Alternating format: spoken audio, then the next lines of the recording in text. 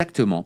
Et pourtant, c'est pas leur rôle. Moi, le contrat social, alors pas celui de Rousseau, hein, évidemment, mais moi, tel que je l'avais Oui. compris, c'est qu'on donne une partie de l'argent qu'on gagne à l'État, et lui s'en sert pour nous faciliter la vie, pour rendre tous les services publics gratuits, pour planifier le développement de l'économie, pour créer les conditions du développement, les conditions d'un épanouissement national, mais aussi personnel. Bref, pour que la France soit un grand pays et les Français un grand peuple. Or, ce n'est pas du tout ce qu'il se passe, c'est même tout l'inverse.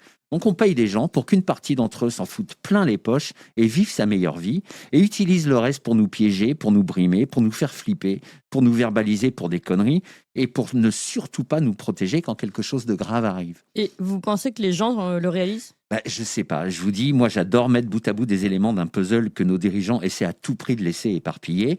Et à un moment, il y a quelque chose de très cohérent qui s'en dégage. Un peu comme dans une anamorphose, vous savez, ces images qui ne prennent un sens que si on les regarde sous un angle bien précis. Bon, eh bien, l'anamorphose de l'action étatique, c'est de nous faire chier, de nous pourrir la vie, de nous pomper tout ce qu'ils peuvent. Ce sont nos ennemis. Ils ont fait de la France un pays extrêmement hostile pour ses propres habitants. Et non contents de nous infliger ça, ils passent leur temps en plus à nous faire la leçon. Comme ce flic qui nous explique à quel point on est irresponsable de rouler à 51 au lieu de 50, pendant qu'il nous facture ses honoraires de 135 € et qu'il enlève nos points.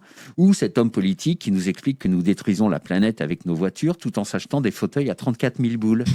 Alors qu'avez-vous envie de dire aux gens qui n'ont pas encore remarqué ça? Que ça suffit, qu'il n'y a aucune raison de vous laisser emmerder et dépouiller comme ça, que vous n'avez rien fait de mal, qu'à vous seul, vous avez produit 100 fois plus de richesses que l'ensemble de tous ces connards réunis, qui de toute manière en seraient bien incapables puisqu'ils ne savent strictement rien faire, à part vous faire chier évidemment. Oui. Et que vous faites voler tout ce que vous méritez d'avoir parce qu'ils ont pondu des textes débiles et malhonnêtes visant à pénaliser des actions parfaitement anodines en vous faisant croire à des menaces imaginaires. Non, votre diesel ne tue pas la planète. Non, passer à 80 km/h n'a pas sauvé une seule vie.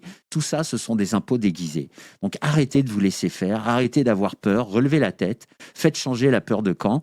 Vous avez failli le faire avec vos gilets jaunes en 2018 avant que Mélenchon ne récupère le truc pour le canaliser et vous la faire à l'envers, et je pèse mes mots. Ne faites plus confiance à personne d'autre qu'à vous, on va finir par y arriver.